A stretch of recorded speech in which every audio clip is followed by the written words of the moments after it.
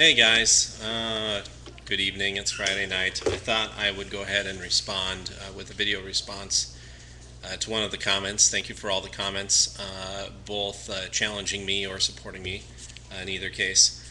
One of the comments was interesting enough for me to actually draw some pictures for you to help demonstrate the flawed argument that was presented. But bottom line, the argument was given that my video response to Rand Paul's comments handled quite well the idea that the free market discourages a business owner from being racist. But in his scenario, he wanted me to examine a case where the customers themselves were racist, or I'll use the term discriminatory because it doesn't have to be about race. It could be age, it could be the sexual orientation, it could be age, it could be anything. So I'll just use the term discrimination from now on, and you guys can choose your favorite ism for it.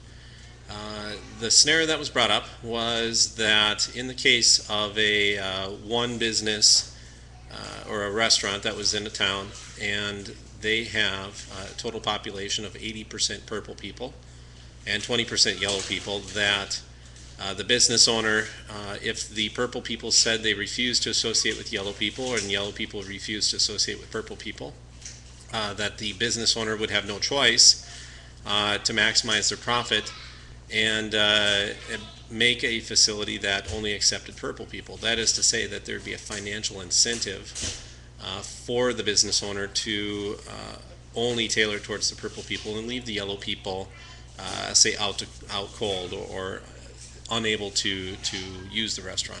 So I've drawn a picture that demonstrates this. The picture represents step one in my 4.5 step plan, I'll call it, where 80% of the population is able to enter the restaurant, where 20% is not. The business owner made a calculated decision, and in this case the business owner is in fact discriminatory, and it's an unfortunate event, but it's something that can exist in this scenario. Now, let's take a look at what I've drawn for step two.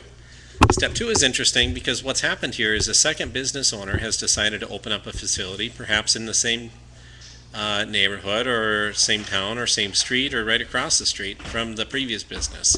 And what they've said is they've also made the correct financial decision to say, rather than go for that small 20% of the business, I'm going to also be discriminatory and share the 80% purple people business and leave the yellow people out hanging to dry in step two. So in this case, there's still discrimination. In this isolated case, there's still yellow people that are unable to enter a restaurant.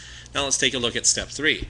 What we have for step three is that another two businesses have opened up near the other two restaurants, and now they've also made the, I'll say, calculated decision to support the purple people and discriminate against the yellow people, leaving the yellow people out to dry right here.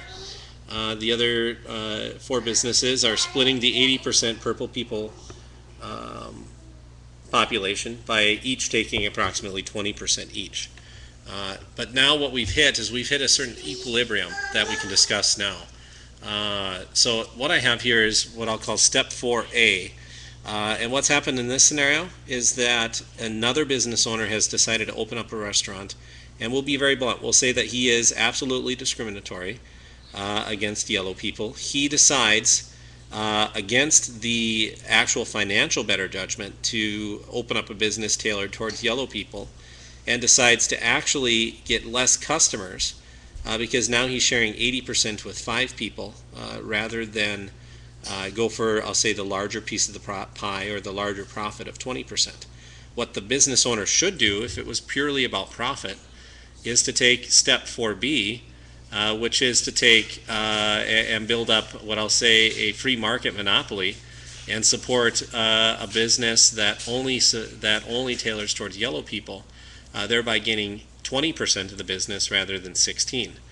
So now what we have is absolute perfect equilibrium. That is to say, for every 4 restaurants that tailor towards purple people, we have 1 restaurant that tailors towards yellow people.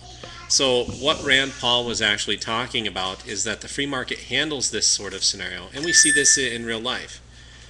We see what I'll say tons of American restaurants that you'd see plenty of Caucasian people in.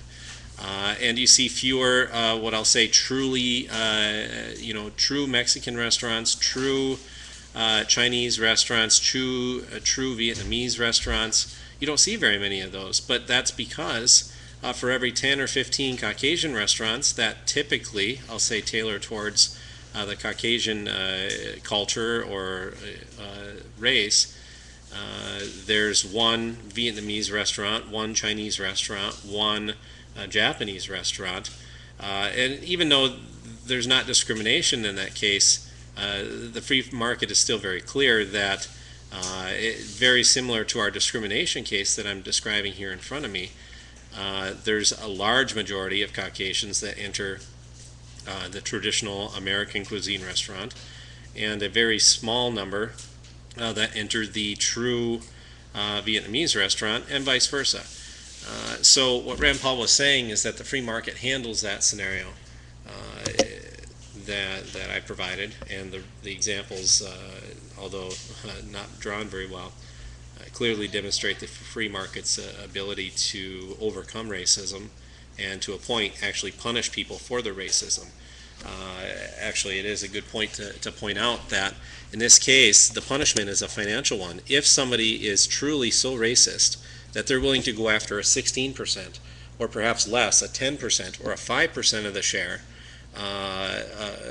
versus going after a larger 20% share, even against their own odds, what they're saying in this specific case on the screen is that they're actually paying 4% customer base loss for that racism.